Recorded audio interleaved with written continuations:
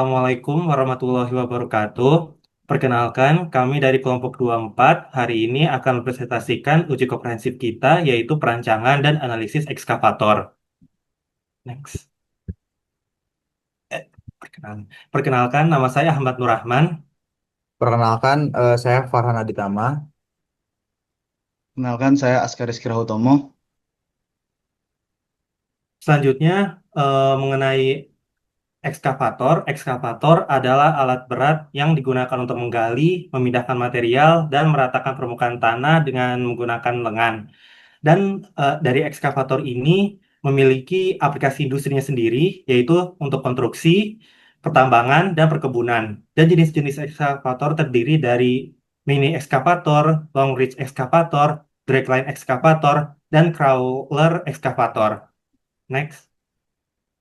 Selanjutnya ini merupakan komponen ekskavator kita dan yang berfokus pada lengannya yaitu hidrolik, boom, dan arm, dan bucket, dan linkage. Next. Selanjutnya da- tujuan dan lingkup analisis yaitu bertujuan untuk menentukan kebutuhan desain agar sistem memenuhi fungsi keamanan dan efisiensi. Melakukan analisis mekanis terhadap komponen untuk memastikan kekuatan, ketahanan, dan keandalan struktur, menganalisis kinematik dan dinamika sistem guna memahami gerakan, kecepatan, dan percepatan, serta gaya yang bekerja selama operasi. Dan ruang lingkup yang kita pakai yaitu evaluasi parameter desain utama, yaitu material, dimensi, dan batas beban, analisis tegangan, deformasi, dan faktor keamanan, dan kinematik gerak sistem untuk menilai performa, dinamis, dan kestabilan. Constraint yang kita gunakan yaitu kapasitas bucket, yaitu 6,5 meter kubik, bobot maksimum sebesar 35 ton, dan jangkauan maksimum sebesar 40 meter. Oke, selanjutnya adalah analisis pemilihan material, yang dimana pada sesi pertama di sini tentang analisis pemilihan material. Kriteria pemilihan material itu kita membagi menjadi tiga tahap, yaitu tentang problemnya terlebih dahulu atau masalahnya. Untuk boom dan arm itu mengalami beban lentur dan tarik tekan secara siklik. Namun bucket itu mengalami impact dan juga abrasi. Maka requirement-nya itu secara material itu perlu yield strength dan fatigue resistant. Lalu untuk bucketnya itu perlu high hardness dan juga wear resistant, yang dimana materialnya itu untuk boom dan arm kita menggunakan high strength alloy atau HSLA dengan HSLA steel ASTM A572 grade 50. Untuk bucketnya itu kita menggunakan abrasion heat resistant steel Hardox 400, yang dimana propertiesnya bisa dilihat di sebelah kanan. Di sini ada untuk HSLA steel ASTM A572 grade 50 itu memiliki yield strength 345 megapascal dengan ultimate tensile strength-nya itu ada di 450 megapascal dan density-nya ada di 7.850 kilogram per meter kubik. Sedangkan untuk abrasion resistant steel Hardox 400 memiliki properties yield strength-nya itu ada di 1000 megapascal, ultimate tensile strength-nya itu ada di 1250 megapascal, density-nya itu ada di 7.800 kilogram per meter kubik, hardness-nya itu ada di range 370 sampai 430 HBW. Nah, untuk excavator arm design yang berdasarkan desain kami, kita sudah berhasil mendesain dan berdasarkan AI properties-nya ini ditunjukkan mass-nya itu ada di 32 di 32.000 kilogram atau 32 ton memenuhi requirement. Dan di sini ada ekskavator boomnya. Nah, ekskavator boom ini kita boom dan arm. Untuk menghitung panjang boom dan arm itu kita menggunakan rumus rasio, yang dimana secara rasio boom dan arm kita menggunakan rasio panjangnya itu adalah rasionya 1,5. Nah, jadi berdasarkan rumus rasio R sama dengan panjang boom dibagi panjang armnya, sehingga didapatkan rumus untuk mencari panjang boomnya itu adalah R per 1 plus R dalam kurung R minus panjang bakatnya. Terus untuk mencari panjang armnya itu 1 per 1 plus R dalam kurung dikali R minus panjang bakatnya, di mana kita asumsikan bahwa panjang bakatnya itu adalah 1 meter.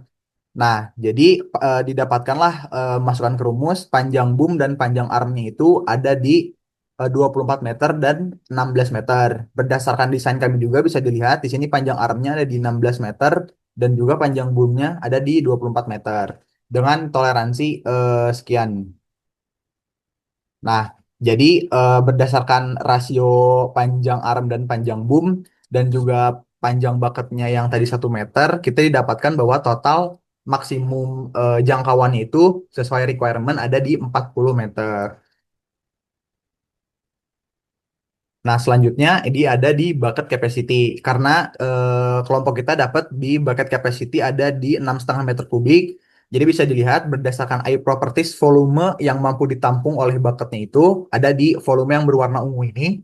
Itu di air properties itu didapat 6,5 meter kubik persis karena volume si bucketnya itu ikut sama volume segitiganya untuk volume bucket. Nah, selanjutnya di sini ada stress analysis untuk van Mises dan juga displacement-nya. Untuk yang pertama ini adalah boom. Jadi didapatkan setelah nilai stress analysis itu nilainya itu sangat rendah menunjukkan bahwa beban simulasi yang diberikan masih jauh di bawah batas elastis material bajanya dan berada di range yang HSLA itu ada di 300 sekian megapascal. Jadi struktur bom ini aman secara kekuatan. Terus juga secara defleksi atau displacementnya ini nilainya itu adalah 7, sekian milimeter. Jadi defleksi itu bisa dibilang nyaris nol sehingga sistem ini sangat kaku stiff pada beban tersebut. Nah, terus juga di sini ada stress analysis armnya, di mana tegangan pada arm ini ada di ujung yang dia terkoneksi oleh pin ke bucketnya. Nah, arah force-nya itu ke bawah karena bebannya ke bawah dan untuk fix point-nya itu ada di bagian ini nih, di bagian yang dia terkoneksi ke boom dan juga terkoneksi ke hidrolik. Nah, tegangan tertinggi pada sambungan pin dan bucketnya itu ada di bagian depannya karena force-nya ada di bagian depan. Dan bisa dilihat von Mises stress-nya ini yang dimana dia paling besar itu terjadi di nilai 5,47 megapascal. Itu masih jauh dari ultimate tensile strength materialnya. Dan juga di displacement-nya ini adalah nilainya itu nilai defleksinya itu 4,5 milimeter yang dimana berarti rigid body motionnya itu nyaris tidak ada. Nah, displacementnya itu maksimum itu ada di sekitar area pin yang di bagian depannya.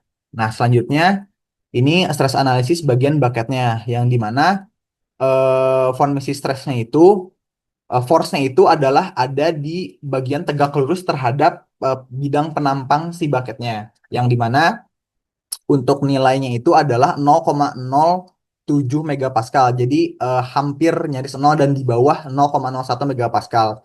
Yang dimana sangat kecil dibanding kekuatan baja. Karena tegangan tertinggi itu berada di dasar bucket yang dimana di dekat tepi giginya bisa dilihat pada gambar. Dan untuk displacement-nya ini berada pada di bagian ujungnya di tengah-tengah. Dan itu nilai displacement-nya itu ada di 1,7 milimeter. Oke, lanjut. Oke, baik. Setelah kita mendapatkan stress analysis dari software, kemudian kita mencoba menghitung uh, struktur secara langsung. Jadi di sini adalah analisis mekanika solid. Kita mulai dari bucketnya dulu. Yang paling penting kita lihat dari linkage ke bucket dan bucketnya sendiri. Dan kita juga utilize data-data dari software. Yang pertama kita perlu cari dari sigma FU-nya dulu. Kita lanjut ke sigma MB. Kemudian kita mencari AT atau percepatan dari pergerakan bucket ini sendiri. Kemudian sampai kita mendapatkan force yang terdapat di silinder A. A ini dalam mengartikannya di bucketnya itu sebelum kita masuk ke bagian R dan didapatkan total untuk hasilnya adalah kita mendapatkan 4.864 MPa atau 705,6 PSI. Next. Selanjutnya kita ke analisis bagian arm. Jadi di bagian arm ini kita approach-nya mulai dari menghitung weight total dulu. Itu dihitung dari bucket, material, stabilizer, dan tension rod.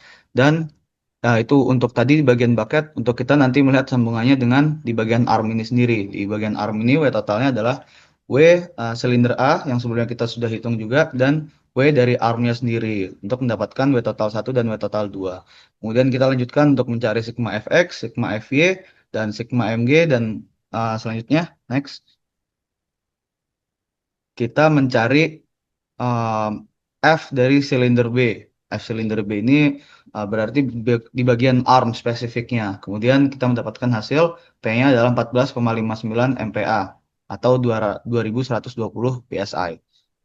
Lanjut. Di sini adalah sedikit summary terkait Maxwell-nya. Kita perbandingan juga dari hasil perhitungan langsung dengan dari software, dan kita mendapatkan distribusi stres seperti ini. Mungkin ada sedikit evaluasi di bucket, cuman yang lebih representasi adalah perhitungan-perhitungan dan analisis dari software sebelumnya. Boleh next, Ahmad?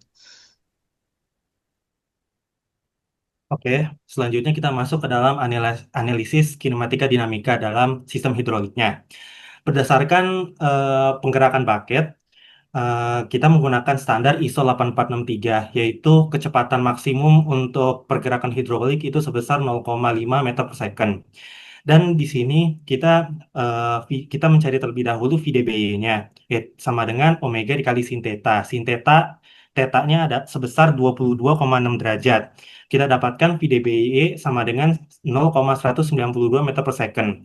Selanjutnya kita mencari WA sama dengan VDBY dibagi panjang hidrolik sama dengan 0,1921 dibagi 11,744 sebesar 0,0163. Dan kita mencari kecepatan penggerakan dari VR bucketnya sama dengan 0,0163 dikali 12.012 sama dengan 0,196 meter per second.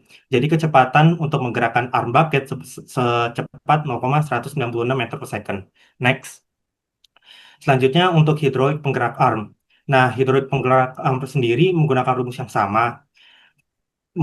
yang sama, VDBY didapatkan sebesar 0,0954 meter per second, dan WA didapatkan 0,0082, dan V boom arm sama dengan 0,0082 dikali 14.747 meter sama dengan 0,120 meter per second.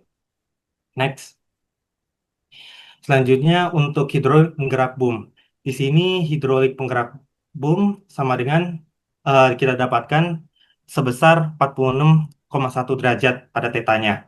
Jadinya kita dapatkan VDBY sama dengan 0,3602 meter per second. WA-nya sama dengan VDBY dibagi panjang hidrolik. Kita dapatkan 0,0311.